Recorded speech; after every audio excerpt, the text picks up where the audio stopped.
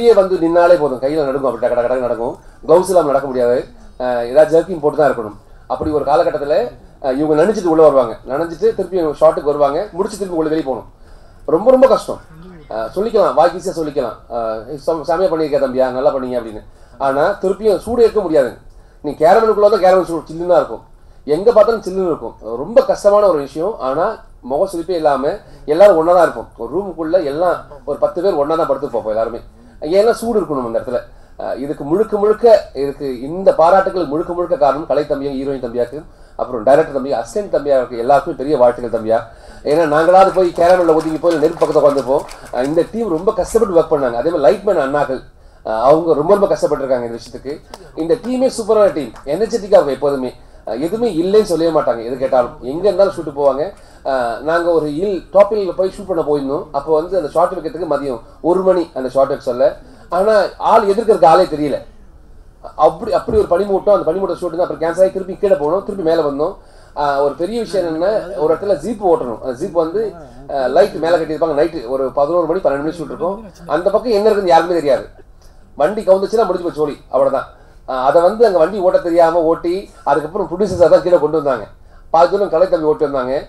இந்த டீமோடைய அந்த யூனிட்டி, எப்போதுமே ஒரு மனுஷனுக்கு முக்கியத்துவம் என்னென்னா, உழைப்பு உண்மையாக இருந்தால் வெற்றி என்பது கண்டிப்பாக கிடைக்கும். அதுக்கான இந்த டீம் தான். இந்த டீம் எல்லாருக்கும் பெரிய வாழ்த்துக்கள். வணக்கம், என் பேர் விக்கி ஆனந்த். இது உருப்படத்துடைய டைரக்டர். இது என்னோட முதல் படம். இந்த படம் வந்து பார்த்திங்கன்னா, இது ஒரு சைக்கலாஜிக்கல் த்ரில்லர் அப்படின்ற ஒரு கான்செப்டில் தான் அதை ஃபுல்லாக ஹேண்டில் பண்ணியிருக்கிறோம்.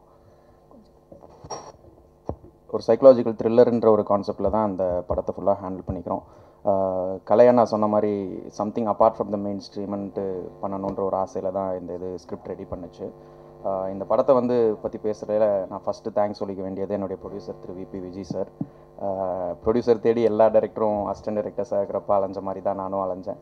என் மேலேயும் நம்பிக்கை வச்சு இன்றைக்கி எனக்கு ஒரு வாய்ப்பு கொடுத்து என்னையும் இன்றைக்கி இயக்குனராக இந்த ஸ்டேஜில் ஏற்றிருக்கிறாரு. அதுக்கு ரொம்ப ரொம்ப தேங்க்ஸ் சார். அதுக்கடுத்து வந்து நான் ரொம்ப கடமைப்பட்டிருக்கிறது கலையண்ணனுக்கு. அது ஒரு 2.5 வருஷத்துக்கு முன்னாடி உருமீன் படம் அவர் முடிச்சிருந்த டைமில் ஹி வாஸ் அந்த பீக், அன்பு அப்படின்ட்டு செம பீக்கில் இருந்தார். அப்போ நான் ஒரு அசிஸ்டன்ட் அண்ணன் கதை சொல்லணும்னு சொன்னோன்னே என்னை பர்சனலாக கூப்பிட்டு ஒரு மீட்டிங் முடிச்சுட்டு அதுக்கப்புறம் வந்து என்கிட்ட கதை கேட்டு, தம்பி நீ எதுக்கு சொல்கிறியோ இல்லையோ கண்டிப்பாக ஒரு நாள் நீ வித்தியாசமாக யோசிக்கிறக்காண்டியாவது ஒரு படம் கண்டிப்பாக பண்ணுவோம் அப்படின்னு சொல்லி சொன்னார். சொன்னபடி வந்து 2.5 வருஷத்துக்கு அப்புறம் அவர் சொன்ன மாதிரி எனக்கு இந்த படமும் பண்ணி கொடுத்தாரு. தன்ஷிகா மேடம் வந்து நான் காத்தாடின்ற படத்தில் அசிஸ்டண்ட்டாக ஒர்க் பண்ணேன் கல்யாண் சார்கிட்ட. அப்போ தன்ஷிகா மேடம் அந்த படத்துடைய ஹீரோயின். அப்போயே வந்து அவங்களுடைய போல்ட்னஸ் அதெல்லாம் ரொம்ப பிடிக்கும் எனக்கு. அங்கே வந்து எங்கள் ஷூட்லேயே அந்த காத்தாடி ஷூட்டில் வந்து அடிபட்டு அவங்களுக்கு ஒரு தடவை பிளட் வந்துடுச்சு. ஆனால் அதை எதுவுமே மைண்ட் பண்ணிக்காமல் அடுத்த ஷாட்டே வந்தாங்க. சரி நம்ம படம் முழுக்க வந்து அடி தான் ஒழுக போகுது மேடம்க்கு. அதனால் மேடம் தான் வந்து ஃபுல்லாக டேக் ஓவர் பண்ணி ஹேண்டில் பண்ண முடியும். ரொம்ப ஒரு மேன்லியான ஒரு ரோலு, ரொம்ப கஷ்டப்பட்டு நடிக்க வேண்டியது ஒரு சூழ்நிலை. ஸோ மேடம் இந்த படம் பொறுத்த வரைக்கும் நான் ரொம்ப லக்கின்னு நான் சொல்லணும். ஏன்னா ஒரு டிரெக்டராக வந்து நம்ம படம் ஸ்கிரிப்ட் ரெடி பண்ணி போகிறப்ப நிறையா டெக்னீஷியன்ஸ் மைண்டில் வச்சுருப்போம், இவங்க பண்ணணும் அவங்க பண்ணணுன்ட்டு. பாதி பேருக்கு அது அமைகிறது கிடையாது. நான் யார் மைண்டில் வச்சுருந்தேன்னா அவங்க எல்லாருமே எனக்கு அமைஞ்சாங்க. ஜோஹன் ஆகட்டும், ஆர்ட் டைரக்டர் ஆகட்டும், ஸ்டண்ட் மாஸ்டர் ஆகட்டும், கேமராமேன் ஆகட்டும். நான் இவங்கெல்லாம் பண்ணால் நல்லாயிருக்கும் என் படத்துக்குன்னு நான் ப்ரொடியூசருக்கு நான் எந்த லிஸ்ட்டை எழுதி கொடுத்தேனோ அது எல்லாமே எனக்கு ஆண்டவன் கிருபையால் எனக்கு எல்லாமே அது அமைஞ்சிச்சு. இந்த படத்தில் வந்து கலையண்ணா, தன்ஷிகா மேடம் 2 பேருமே ரொம்பவே வந்து நான் கஷ்டப்படுத்தியிருக்கிறேன். அவங்க 2 பேரையுமேவும் டிசம்பர் மந்த்து ஒரு மிஸ்டியான ஒரு அட்மாஸ்ஃபியர் வேணுன்றதுனால டிசம்பர் மந்த்து நாங்கள் ஷூட் பண்ணோம். அது ஒரு 3 டிகிரிஸ் எல்லோரும் சொன்ன மாதிரி 3 டிகிரிஸ் 4 டிகிரிஸ்ன்ற ஒரு கிளைமேட்டிக் கண்டிஷனில் அது ஒரு ரெயின் எஃபெக்ட்லாம் வச்சு ரொம்ப கன்ஸ்டன்டில் வந்து அவங்க பண்ணி கொடுத்தாங்க இந்த படத்தை. இவங்க சொன்ன மாதிரி அந்த மாஸ்க் கேரக்டர் வந்து அதிகமாக அதை பொர்ட்ரே பண்ணுறாங்க. இந்த கதை நவுறது வந்து அந்த மாஸ்க்குன்ற அந்த ஒரு மேனை வச்சு தான். இங்கிலீஷில் வந்து ஸ்டாக்கர் ஃபிலிம்ஸ்னு சொல்லுவாங்க, ஸ்லாஷர் ஃபிலிம்ஸ்னு சொல்லுவாங்க. அதாவது ஒரு தெரியாத ஒருத்தன் எந்த காரணம்ன்றும் சொல்ல முடியாது, ஆனால் தொடர்ந்து வந்து குற்றங்கள் செய்து கொண்டே போகிற ஒரு கேரக்டர்.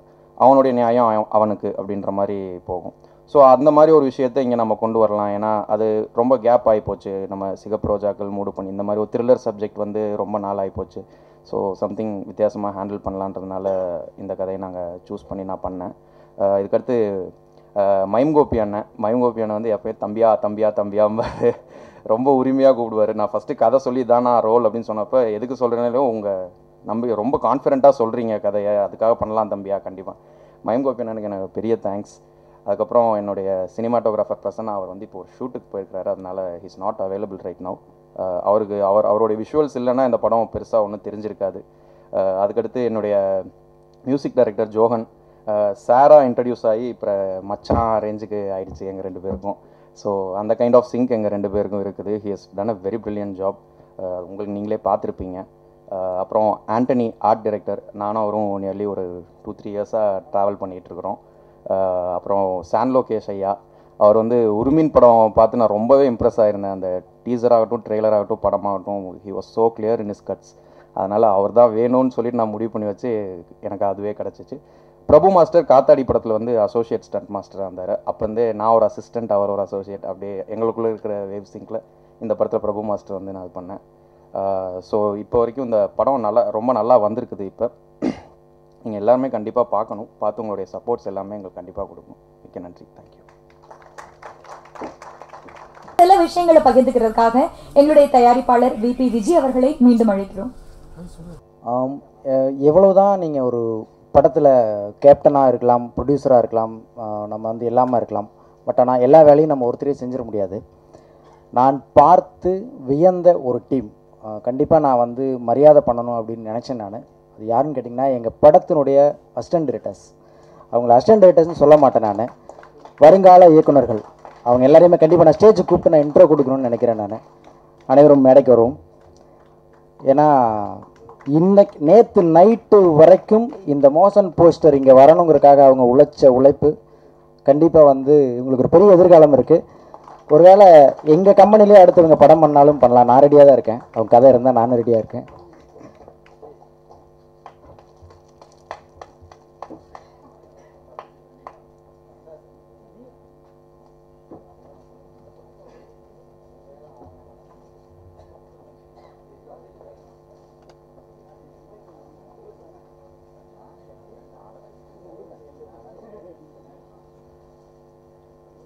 போதுமா?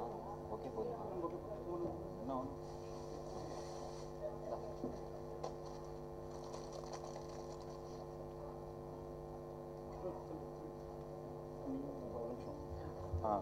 ஒரு நிமிஷம், என்னுடைய டீப் அப்பாலஜிஸ்.